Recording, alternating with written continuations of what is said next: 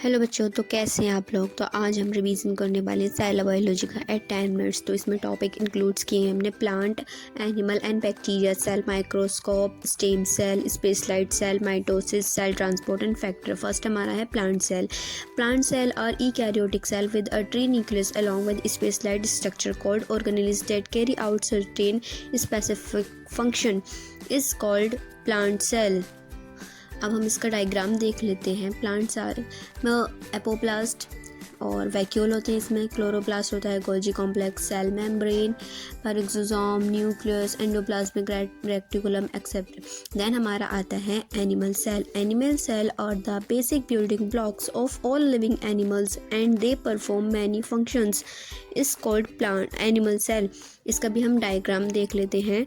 Diagram में है ribosome, cell wall, cytoplasm, nucleus, lysosome, Golgi body, mitochondria, microtubules etcetera. Then हमारे third आती है bacteria cell. Bacteria cell are also known as prokaryotic cell. तो हम इसकी एक डेफिनेशन देख लेते हैं। तो bacteria cell are prokaryotic unicellular organism.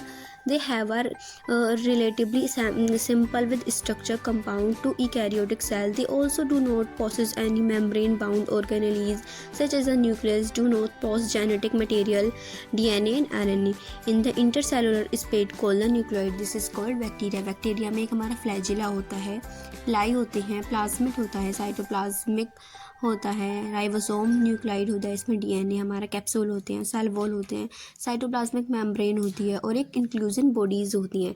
Then हम इसमें जो है इकैरियोटिक वर्सेस प्रोकैरियोटिक देख लेते हैं। इसमें इकैरियोटिक कंटेन न्यूक्लियस, इकैरियोटिक ऑल्सो विगर होते हैं, प्रोकैरियोटिक डोंट कंटेन माइक्रोकॉन्ड्रिया और राइबोसोम, प्रोकैरियोटिक और सिंगल सेल ऑर्गेनिज्म।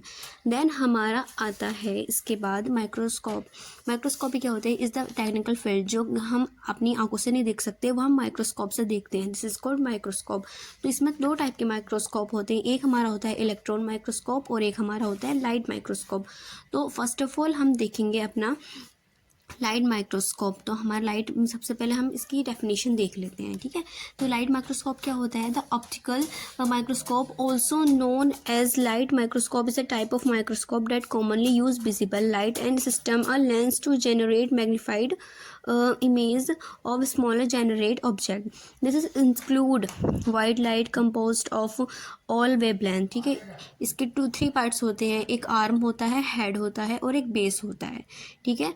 आर्म में हमारे आइस क्यूब होते हैं, फोकस आर्म होता है, फोकस कंट्रोल होता है, पावर ऑफ वगैरह हमारे इसमें होते हैं। देन हमारा आता है इलेक्ट्रॉन माइक्रोस्कोप।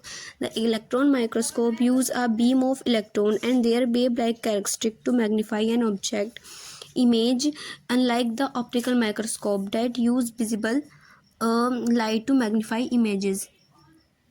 इसमें हमारा होता है इलेक्ट्रॉन गन होती है, एनोड होती है, इलेक्ट्रॉन बीम होता है, इसमें इस स्टेज होती है, स्पेसिमैन होता है। This is called electron microscope. इसमें एक इक्वेशन होती है, magnification is equal to large size and upon actual size. Then हमारा आता है cell specialisation, the process by which cell differentiate to become specialised for a certain function. तो हमारा cell differentiation is equal to cell specialisation होता है, ठीक है। तो हम कहते हैं कि हमारी स्टेम, इसके बाद हम इसके एग्जाम्पल देखेंगे। इसके एग्जाम्पल क्या है? Egg, ovum, phloem, fat, nerve, xylem, brain, muscle, white blood. This is called example of space light cell. तो हमारा नेक्स्ट टॉपिक है स्टेम सेल। स्टेम सेल क्या होती हैं? स्टेम सेल क्या होती हैं? हमारे बॉडी के कुछ पार्ट्स, जैसे चोट लग जाती है, वहाँ पे हमारे टिश्यू आ जाती हैं, इसे हम स्टेम सेल कहते हैं। Stem cell are also with the potential to develop into many different type of cell. इसमें स्टेम सेल्स में हमारे होते हैं जैसे नर्व बनना और ब्लास्टोसिस्ट। स्टेम सेल्स हमारे बहुत जल्दी डेवलप हो जाती हैं और ये 2 टाइप्स की होती हैं, एक एम्ब्रियोनिक स्टेम सेल होती है और एक एडल्ट स्टेम सेल होती है।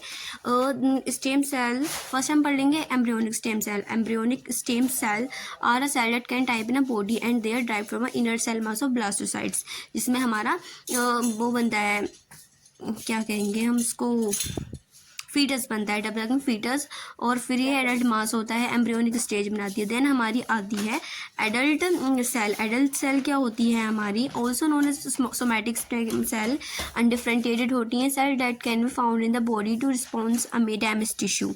दे can be found in human, juvenile animal and adult animal. This is called adult cell. इसके बाद हम पढ़ेंगे माइटोसिस। माइटोसिस का प्रोसेस क्या होता है, mitosis is the process by which a cell replicate its chromosomes and then segregates them producing two identical nuclei in preparation for cell division. Mitosis generally followed by equal division. The cell contain into two daughter cell that have identical genome. इसमें हमारा interphase होता है prophase, metaphase, anaphase, telophase. This is called mitosis.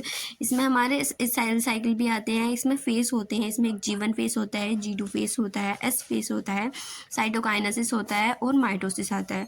अब हम इसके छोटी छोटी 2-3 definition है, हम वो देख लेते हैं। फर्स्ट ऑफ हमारा होता है interface, growth and DNA regulate. Mitosis क्या होता है, separation chromosome and makes nuclei. Cytokinesis क्या होता है, सेल मेम्ब्रेन स्पेशलाइट्स। देन हमारा आता है cell transport. Cell transport is the movement of substance into और out of a cell through the cell membrane. There are few different type of cell transport include passive and active transport। तो हम first of all देखेंगे इसका हमारा active transport, passive transport देखेंगे।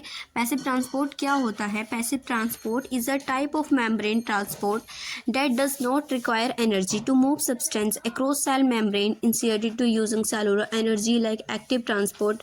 Passive transport relies on the second law of thermodynamics to drive the movement of substance. इसमें क्या होता है, हम दो टाइप के होते हैं पैसिव ट्रांसपोर्ट, एक डिफ्यूजन, एक ऑस्मोसिस। फर्स्ट ऑफ ऑल हम पढ़ेंगे diffusion. Diffusion is a passive process of transport that move substance from area of higher concentration to lower concentration. ये हायर कॉन्सेंट्रेशन से लोअर कॉन्सेंट्रेशन तक आता है, इसे हम कहते हैं डिफ्यूजन ट्रांसपोर्ट। देन हमारा आता है ऑस्मोसिस। अब ऑस्मोसिस में क्या होता है, फर्स्ट ऑफ ऑल हम इसकी डेफिनेशन देखेंगे। तो ऑस्मोसिस की हमारी डेफिनेशन है the net movement of water particles from the area of high concentration to an area of low concentration down a concentration gradient is called osmosis. Osmosis हमारा क्या होता है कि movement of water molecule equal to concentration of water. Then हमारा आता है cell active transport. Active transport is defined as a process that involves the movement of molecule from a higher region concentration to from a region of lower concentration to higher concentration against on lab। जैसे ये हमारा जो होता है वो lower concentration से higher concentration की आता है। एक्टिव ट्रांसपोर्ट में ऑल्सो हमें एनर्जी की रिक्वायरमेंट होती है, इसमें ATP सिंथेसिस होते हैं and then this is called transports. Then हम पढ़ेंगे अब हमारा क्या टॉपिक रह गया है, topic is factor affecting of transport, surface area, temperature, short diffusion pathway, good blood supply, constants, concentration gradient, steepness of the concentration gradient. Thank you.